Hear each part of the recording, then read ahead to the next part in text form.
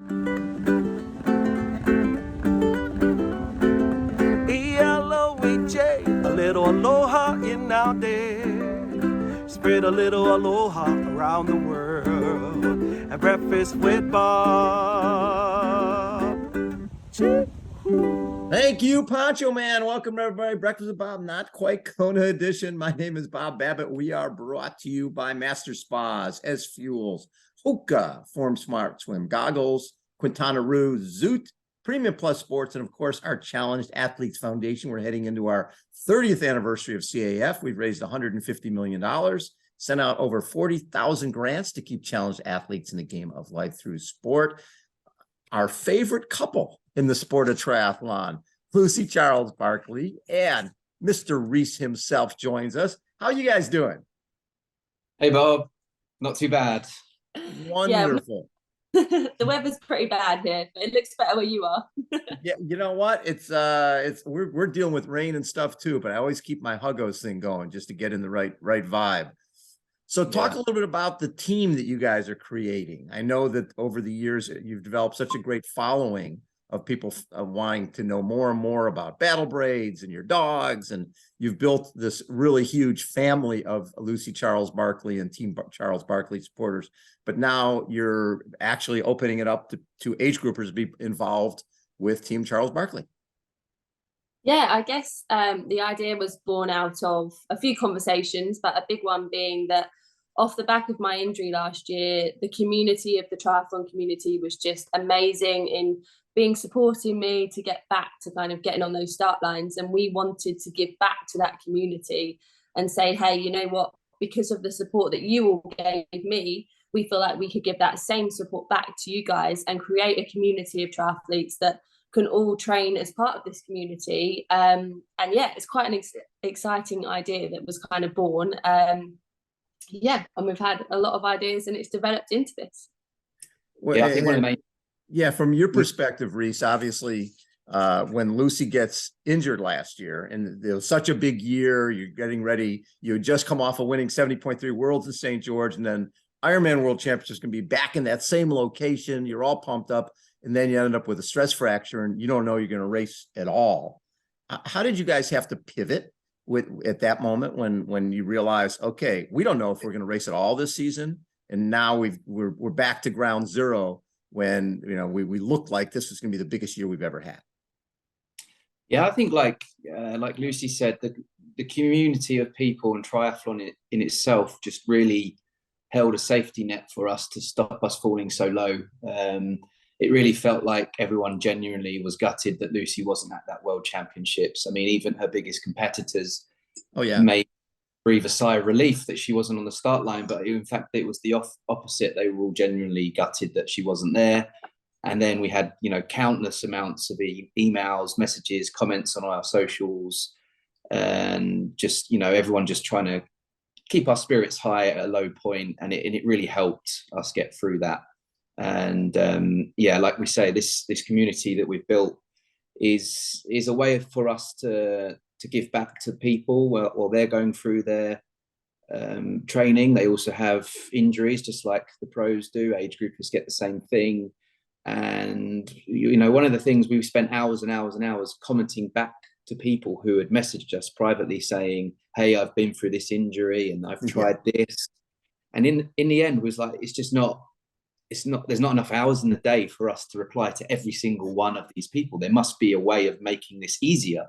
And around the same sort of time, Helly Fredriksson messaged us saying, hey, look, we've developed this app which will enable us as professional athletes to reach a much wider community with our personal information about how we think you should do training, tips and advice, really streamline the process of getting through to as many people training, our advice going to them and how that could help, rather than us individually messaging back every single person, which, as I say, there's just not enough hours a day for us to do that. So yeah, it's really came about a good time for us to jump on board with this. And we've been doing a lot of work behind the scenes, help developing the app, how we would want it if we were being an athlete and joining someone else's collective. How would we want to view information coming from them.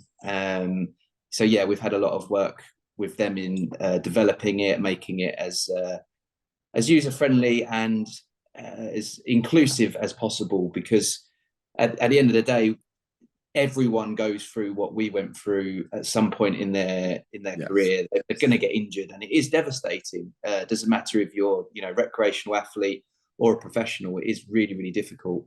But there's so much good advice out there, and this is a really good means of tapping into that and sharing our knowledge and experience with everyone as a way of giving back for them supporting us when we were at our lowest. What's fascinating to me is you guys, both your background was as elite swimmers. And when you're an elite swimmer, or you're doing open water swimming, or you're doing the pool, you really don't have that relationship with age groupers like you do in triathlon, and which I think is what makes our sport so special, because what you guys do for a living, going out, is sort of you can look at it as a little selfish. I'm just going out riding, running, swimming. But when you realize you're impacting other people, when you realize that there's people out there who are gaining from your experience, they're following you, they're part of your journey, it sort of makes it changes it, right? Doesn't it change it a little, Lucy, where you feel you're connected to not just this latest workout, but there's somebody halfway around the world who is intimately interested in what you're doing and is making use of that to improve their life. Yeah, absolutely. And a bit like what Reece said, like, we get so many messages each day with people saying, hey, look, you've inspired me to go and sign up for my first ever triathlon or duathlon or swimming event. And just hearing that is really, really, I guess it's just nice, because like you said, sometimes it does feel like a very selfish endeavor. We're training hours on end every single day. We're kind of missing out on social things, traveling away, not seeing our family. And actually, when you receive messages like that, it's like, you know what, it's so much more than just me trying to get these results. I'm actually inspiring other people to change their life and go and search for bigger goals that maybe they thought they couldn't do before, but actually they're like, I'm going to take this leap of faith and see how far I can go. And yeah, it is amazing to hear stories of other people just pushing themselves that bit further. So when you get the diagnosis that it's not just stress fracture, but it's up in the femur, right? That's at the femoral head. That's a major deal. And at that point, did you think your season was over? I mean, I think that was the first thing that we thought, was that this season's going to be over. And the specialist did say, Lucy, you need to focus on 2023. Let's be smart with this, and it could be a career-ending injury if you're not. So that was a really difficult time, because triathlon is our life. As much as we try and not let it overtake our life, it is our life. It's everything that we're working towards. We have so many big goals we want to achieve, and last year there was plenty of big goals that I was aiming to achieve. So to then be told, Lucy, you can't do any of those because you could end your career if you even try. So we had a lot of difficult conversations. And like I said, we were very fortunate to have an amazing community from the triathlon world that supported us, but also my sponsors were amazing. We had Red Bull flying me out to their performance center, really diving into why the injury happened and just standing by me. Obviously, my husband Reece being there the whole way through, my coach Dan Larang as well. It was a whole team effort to get me back, but none of us really were like, we never really set a time frame of, right, Lucy, you're going to be on a start line at this point. It was always, let's get you healthy first. Let's see where we're at. Let's just build day by day, step by step, and see how it goes. And even just being on the start line in Kona was unbelievable. None of us thought I would be there. So it's amazing what you can do with an incredible team of people around you and a supportive community. It really is. So what's interesting is before the season, before the injury, if somebody had said to you, you're going to get another second place in Kona, you probably would have been like, oh, no, not again. But this time, the way when you came across that line, that was a win. That was just getting to that starting line and getting second place there when Annie Hogg was like freaking a minute behind you forever. Was there just a different feel getting second, knowing everything you'd overcome just to get there? Oh, absolutely. I mean, like you said, just being on the start line felt like a win. And we did joke after the race. Reece said, well, imagine before the race had said, you're going to beat Daniela Ryf and you're going to beat Annie Haug. And I'd be like, well, I'm going to win then. Chelsea had the most amazing day, and I mean, her story was so inspiring as well. But I think it just, like you said, it didn't feel like another second place crossing that line. It was unbelievable to come back and do what I did. So I just think, yeah, it's a testament to the team, the community, and everyone that stood by me just to get back on that start line. And it gives me a lot of confidence, I think, for this season, knowing I can have a solid base leading in. Touch wood, we won't have any setbacks or injuries, but I definitely feel like a stronger person for going through that. So Reece, if people want to sign up and be part of Team Charles-Barclay, what do they do? So you can go to ourcollective.com and there's all the information that you'll need on there. There's various packages you can sign up for. First one starts at €29, so it's very affordable for most people. Yep. You'll get personalized training programs on that. You'll get expert advice from human performance specialists, nutritionists, tailored training programs. So one of the things we wanted to do was make this as affordable as possible. And when you look at most online training, well, if you downloaded an basic online training program from any website, it starts around £49 a month. So we wanted to try and even go cheaper than that. This is not just a standard training program that you can download off of the internet. This is a personalized training program that someone will be sat there, a sports scientist will tailor it to your needs. So it's extremely bespoke. Plus you'll have the input from me and Lucy as well.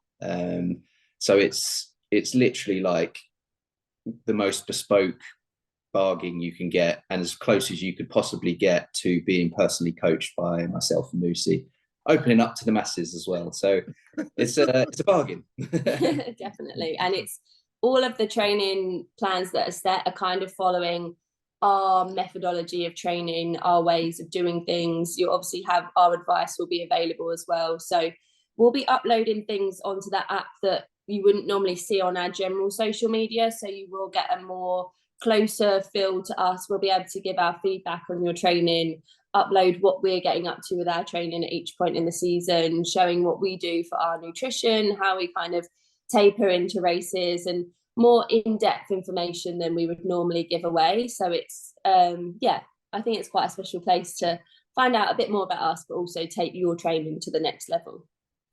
So Luce, when you come off of Kona and at the beginning of when you realize you were going to be able to do some racing and you get third at the PTO US Open, which is awesome. You win the World Triathlon Long Distance Champs, and then you get third in Kona. A lot of people would have been like, okay, playing with house money now, I can go home and not go to Iron 70.3 World Championships, which I know has some steep downhills. I'm coming off a stress fracture. Maybe I should stay away from that. But you immediately went from Kona to St. George. You love that place. And during that race, have you come from the UK, so cold is something you deal with. How cold were you coming out of the water there? I think it's probably the coldest I've ever been in my life. And even though I come from the UK, I do not enjoy racing in cold, training in cold. That's why I go to Lanzarote to train. It's why I love Kona, because it's hot. And I guess none of us were really prepared for it to be that cold. We'd thought about doing heat preparation to continue that from Kona into St. George. So I think we were all definitely taken by surprise. But you know what? It almost added a new challenge, a new element of something to overcome, which I did like. I felt like we all had to be quite inventive with ways of staying warm in that race. But I think it was one of those where we could have gone home after Kona and been really satisfied with the season. But as the defending champion, I felt like I needed to go back.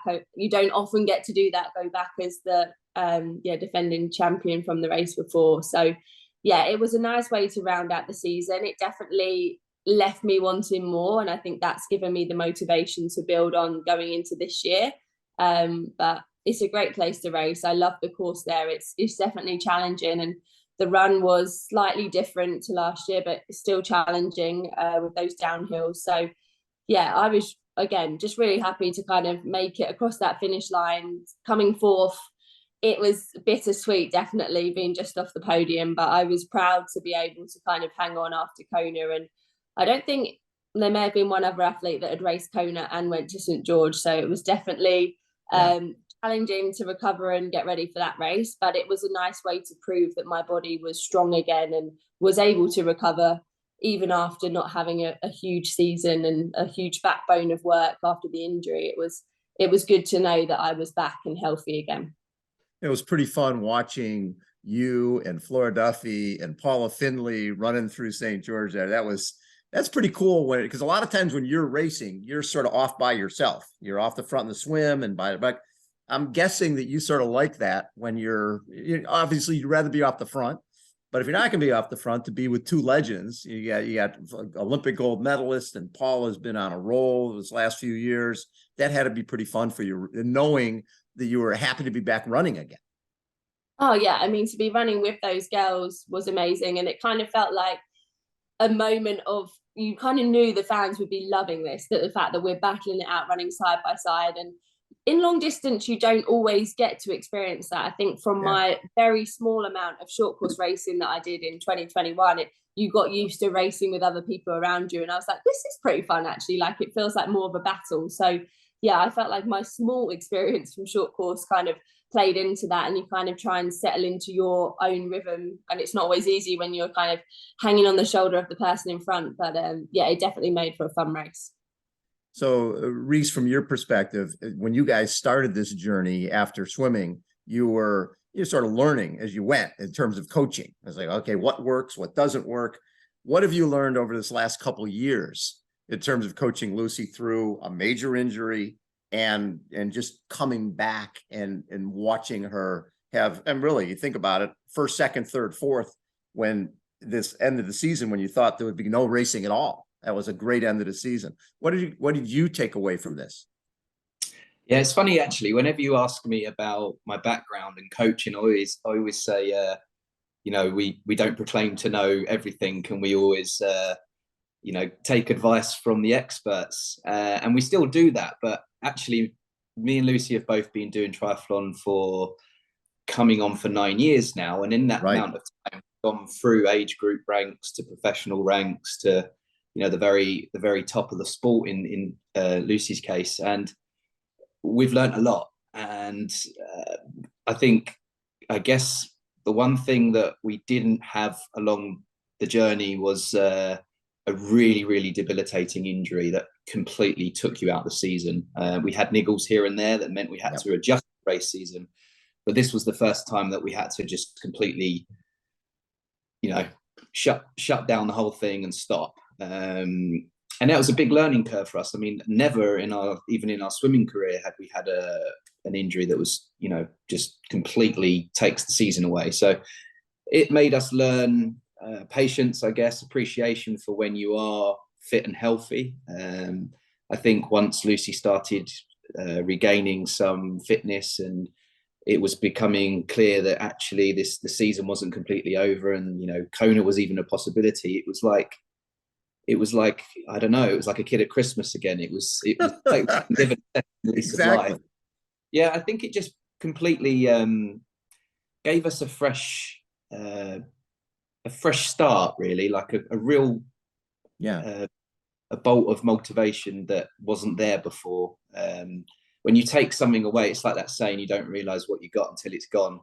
And we'd been injury free for a long time, and just being able to crack on and then to be told you can't do it it was really hard. It was hard for me as well, because I could carry on, but I almost felt guilty in some regards that I could carry on training, and Lucy was sat on the sofa with her foot up, not really able to do anything other than watch daytime TV. It was horrible, but it was my way of dealing with it, by just going out and training loads and not feeling depressed that Lucy was sat at home not training with me. So and it's some people's dream is to sit on the sofa all day with their feet up, but it's our worst nightmare. It is the worst nightmare. It is absolutely the worst nightmare. How tough, Reece, from that perspective, Lucy is a racer.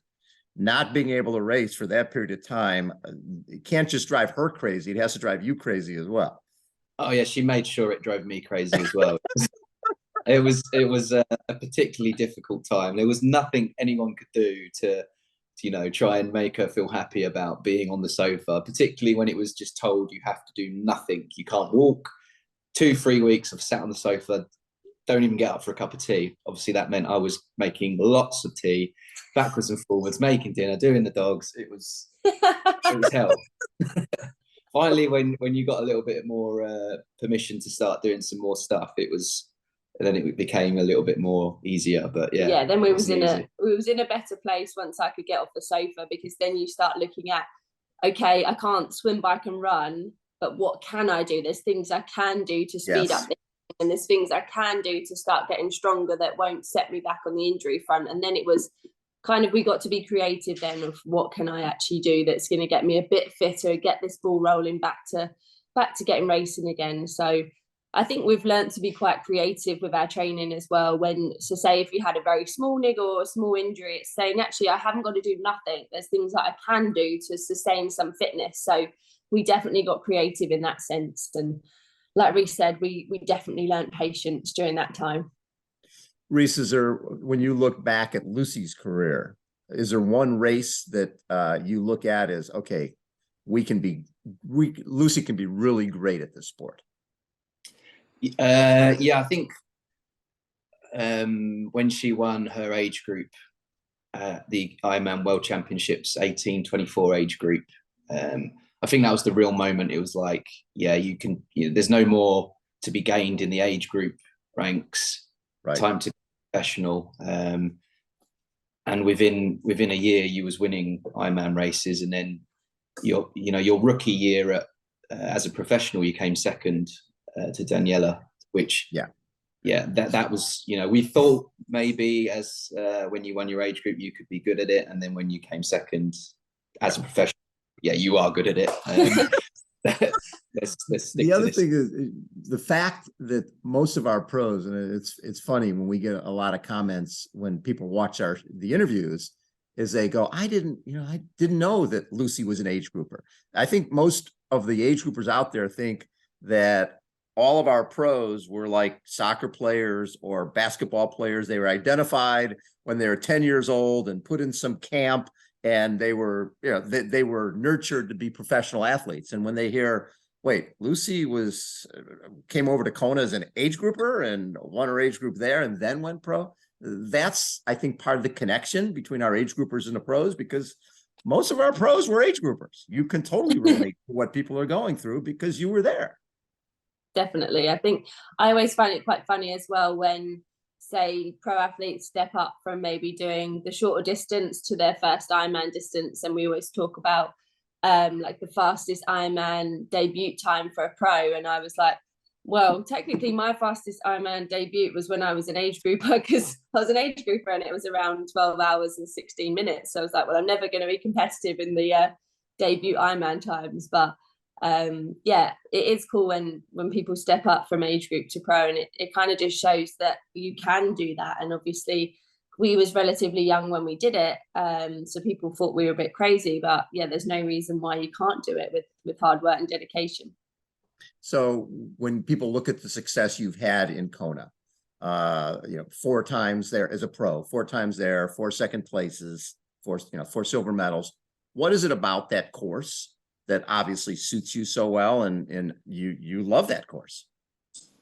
I think it probably comes from my swim background, where you spent so much time inside your own head, and I used to obviously do distance swimming as well, so it was quite lonely and racing out on your own in front. So I guess Kona's always been a bit like that for me, where it's quite desolate out on the course. There's not many spectators. You have to spend a lot of time inside your own head, and I think that's sometimes where I thrive, when I'm just out on my own pushing.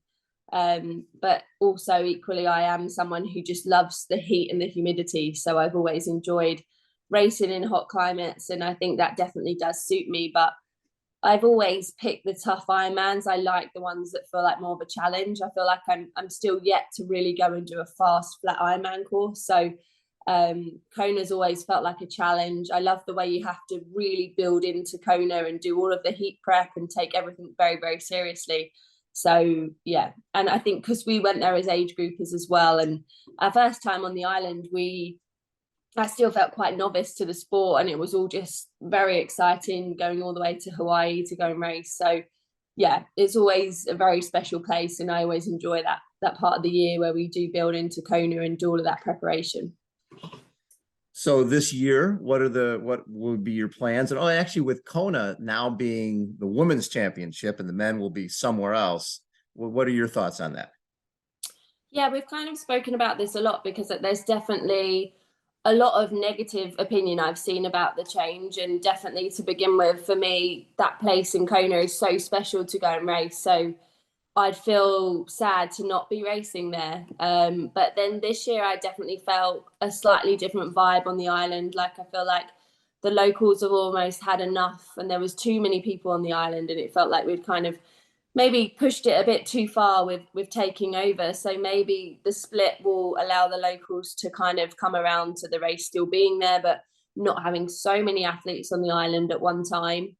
I'll definitely miss the pro men not racing at the same time or on the same place, because we all love this sport. We love watching. I'm still a fan of the sport, so I love to watch the pro men battle it out on the same course as us. So there's almost a slight comparison between us female athletes and the male athletes. And I feel when you have that, you can almost see how amazing the female athletes are, because we're not that far behind the male athletes. But I feel like actually to be able to move the world championships around the world, it brings opportunity to other places. And I think it probably will become the new normal. And actually it also gives other athletes the opportunity who maybe Kona doesn't suit them to go and race somewhere else and have a chance to win a world title. So I'm sure we will adapt to it. But yeah, Kona will always be special to me.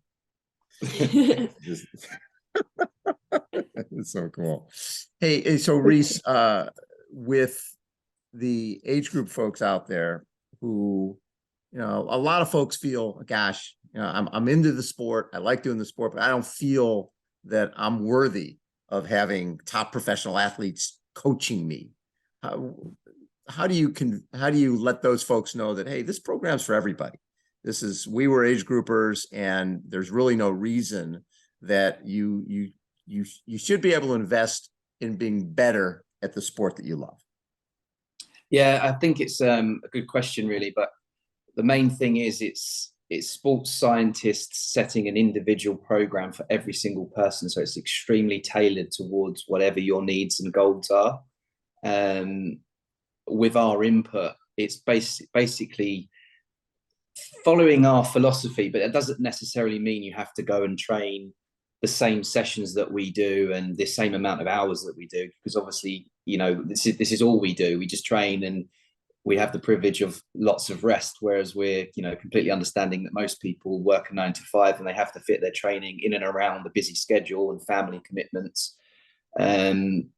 So yeah, if you're thinking, oh, well, there's no point signing up because it's professional athletes setting training, then no, it couldn't be more opposite. It's extremely tailored to your needs and your goals. And there's, you know, several questions that you go through at the beginning to tailor that, and then feedback with the scientists who are setting the training program. And it's constantly changing as you evolve with your fitness, and your goals change as well. So yeah, don't be put off just because it's us and our philosophy. It doesn't mean that we're going to set you 30 hours of training the first time that you sign up for your first triathlon. It will be completely bespoke to your needs and your goals. Yeah, and I think this platform is also, it's targeted at mainly the beginner triathlete or the beginner, but actually it is open to everyone, and it has a place for everyone. And we want everyone in there to feel like they're part of a community. So you can feel like you're bouncing off of the other people in there. You're all working towards your own individual goals, but you should feel a part of something. That it can be quite lonely doing a Ironman training on your own, but you shouldn't feel like that. You should feel like you're on a journey with other people working towards your goals. So we hope that it will feel like that on there. So when you were at home watching Ironman World Championships from St. George, and I'm sure that was brutal, but you've had a number of battles, obviously, with Daniela Ryf, and people were sort of counting her out and watching her dominate the way she did. I'm guessing that you were pretty excited about that. Yeah, me and Daniela have had our battles over the years, definitely. And I think one thing that, you should never do is rule anyone out, and especially when you have results in the history that she has. So to see her come back was amazing, and it definitely inspired me to come back and want to be at the back of the top of my game, I guess. And I'd always said that when I came back to racing, I wanted to race Daniela at her best. And when we obviously were going to have 2 world championships, I was like, oh, if I can get back there, it's good to see that Daniela is looking back to her best and we can have a great race. So yeah, it was definitely difficult to watch, though. I definitely didn't sit there the entire day kind of putting myself through that, but it gave me that additional motivation to want to be back racing. Reece, when you're coming off a season of a major stress fracture like that, how do you change the off-season training program in terms of more weights, more flexibility, or does it change? Yeah, it definitely changes. I mean, really, Lucy's pre-season for 2023 started as a build-up to Kona 2022 because she started so late that we've basically just rolled through 2022 back half was the beginning of 2023. We had a little bit of downtime recently with Christmas and we both had an illness, but really we haven't had much of a typical off season. It's been a continuation of the end of 2022 because really 2022 was about, I don't know, probably 12 weeks, including weeks of intensive racing. So yeah, we both, well, Lucy particularly feels completely fresh and ready to go.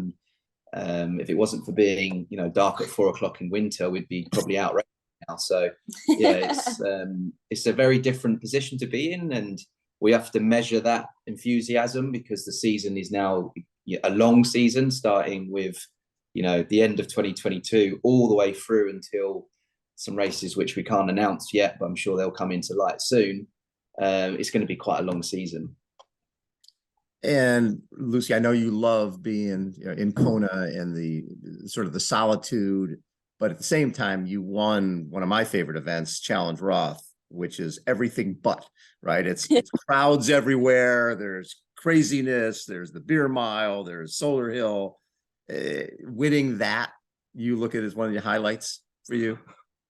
Yeah, absolutely. It's definitely one of my favorite races on the circuit. I've been lucky enough to race there twice, and to win there was special, but it also was really special just to go and watch Reece there last year. And we had a number of our athletes racing. And I think if there's any race where you're not in a position to race, it's one that you should go and watch because the atmosphere is just incredible. And even though I wasn't racing, I was so emotional on the finish line, seeing Reece finish and all of the athletes that we'd worked with. So yeah, I would definitely recommend, either if you can race it, go and race it. But if you can't race it, then 100% go and watch and support it because there's no other race like it.